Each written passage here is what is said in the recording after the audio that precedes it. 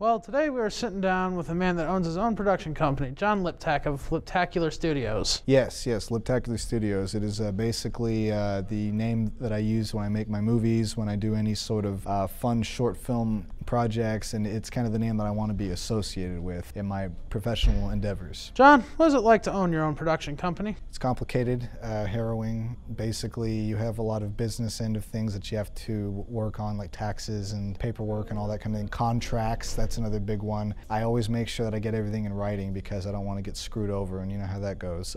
So it can be complicated. I'd love to have somebody there to help me, but for right now, it's just me, myself, and I. What are some of the day-to-day costs you incur in operating your own company? Well, gosh, the hardware, like the computers, the cameras and all that, the software, so I always have to make sure that my software is all up to date. Like I said, there's time. There's a lot of that invested in a studio like that, and things like gasoline, because you have to travel sometimes. Change one thing about your business, what would it be? I would love to have more money and a much bigger space to work in. Right now, I work in 2 rooms out of my house, and what I really want is like a big, like 3,000, 4,000, 5,000 square foot facility where I can actually rent out space to other people so they can end up doing their own stuff like dance, theater, film, and I think that'd be really cool to do. I understand you worked on a small sci-fi production recently. What was that like? My drive and motivation was that I wanted to have a film under my belt by the time I was 25. So when I was 25, I made a science fiction movie called Far World, and I did it because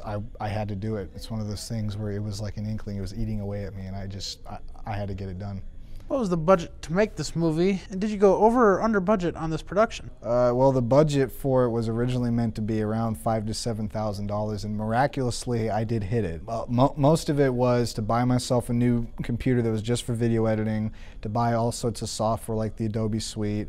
I bought a bunch of lights, which when I say lights I mean like hardware lamps, you know, different colored bulbs, different special effects lights. I also had my dad help me make guns because he's like a prop guy, so a little bit of money went into buying toy guns, but overall, yeah, about $5,000, and we kept to budget. I understand you taught yourself most of your post-production skills.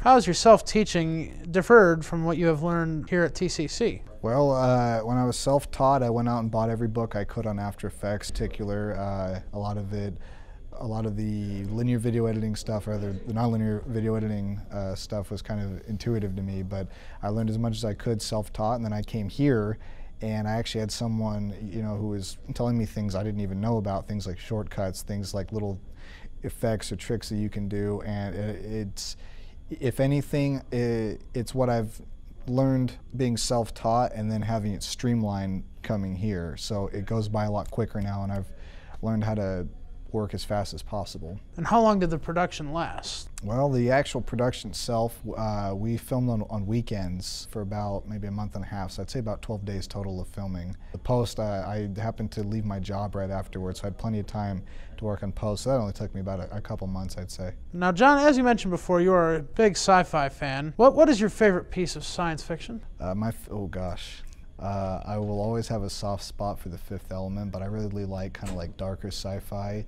I'd have to give it to either The Fifth Element or District 9. I love District 9. I love stuff that's really out there and really unique. I don't like it when you find a movie that basically has science fiction wrapped around it as like a nice little cloth. I like when the sci-fi is deeply rooted into the writing. I think that's really key. Now, John, I understand you have a passion for writing. Written anything big lately? Yeah, actually, I've written about 5 feature lengths, and one of them was with a group. The other 4 were just on my own merit. So, and I'm working on another one right now. I'm looking to start selling them very soon because they always say you got to sit on like 5 to 7 scripts before you go out and sell one. So I'm hoping to make some money on them. I think they're pretty good, but we'll see what they think at the big shots, right? And what started your passion for writing? For writing scripts? Well, I've always been a writer. Really, it came from being a reader when I was younger. My mom was a librarian, so I was reading prior on the time I was being toilet trained. It took really quickly to that, and eventually I just started writing my own stories because I read everything. So that was pretty much it. Thank you for joining us today, John. I have appreciated this time. Have a nice day. All right, thank you. You have a good one.